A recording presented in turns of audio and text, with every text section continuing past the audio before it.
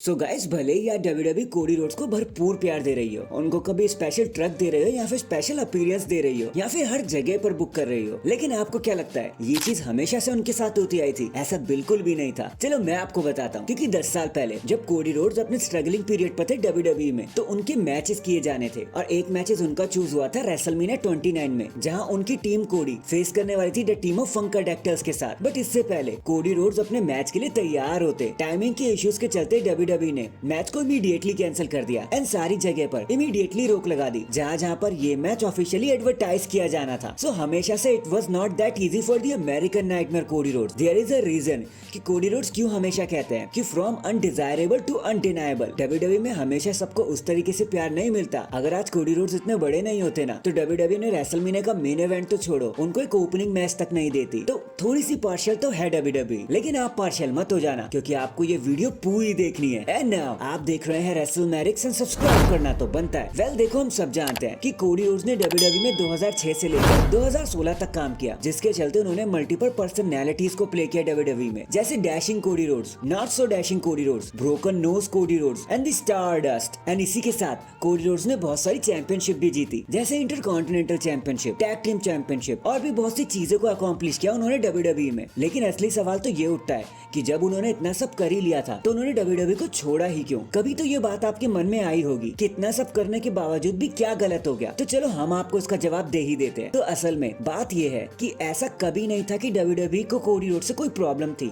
या फिर उन्हें वो पसंद नहीं करते थे, और ना ही दोनों पार्टीज के बीच में कुछ मतभेद हुआ था। बल्कि उल्टा WWE ने तो कोडी रोड्स को कॉन्ट्रैक्ट रिन्यू करने का भी ऑफर दिया था, बट कोडी रोड्स ने ही इस चीज को इनकार कर दिया। उन्हें लगा कि क्योंकि जो कैरेक्टर उन्हें मिला था उससे वो जरा से खुश नहीं हो पा रहे थे, एंड कोडी रोड्स को लगा कि उन्हें थोड़ा सा और दुनिया को एक्सप्लोर करना चाहिए, और इसीलिए उन्होंने अपने कॉन्ट्रैक्ट को रिन्यू नहीं किया 2016 में, ताकि वो न्यू जगह पर जाकर उन्हें एक्सप्लोर कर सके। बाकी अब ये डिसीजन उनके लिए कितना अच्छा रहा है कितना बुरा रहा, अब ये बात तो जग जाहिर है। बाकी आपको क्या लगता है कि कोडी रोड्स को WWE में रहना चाहिए था या फिर जो हुआ बिल्कुल सही हुआ? कमेंट करके जरूर बताना। इसके बाद अगर आप एक ट्रू कोडी रोड्स फैन हो तो आपको ये पता ही होगा कि कोडी रोड्स रेसलिंग के अलावा भी बहुत कुछ करना चाहते थे, लेकिन क्या आप जानते हो कि वो दूसरी चीज क्या थी कोडी रोड्स के लिए? लेकिन डू नॉट वरी, अगर नहीं भी जानते तो हम किस खेत की मूलियां हैं, हम आपको जरूर बताएंगे। सो आज से नहीं बल्कि बहुत बारी कोडी रोड्स ने इसका जिक्र किया है कि वो रेसलिंग के अलावा भी एक्टिंग करियर में अपना हक आजमाना चाहते थे। वो अपना एक करियर एक्टिंग में भी बनाना चाहते थे, हॉलीवुड स्टार बनना चाहते थे। बल्कि उन्होंने इसकी शुरुआत भी करी थी, जिसके चलते उन्होंने एक टीवी शो पर अपीयरेंस भी दिया जिसका नाम था एरो। उसमें कोडी रोड्स ने डायरेक्ट सैमसंग का रोल प्ले किया था।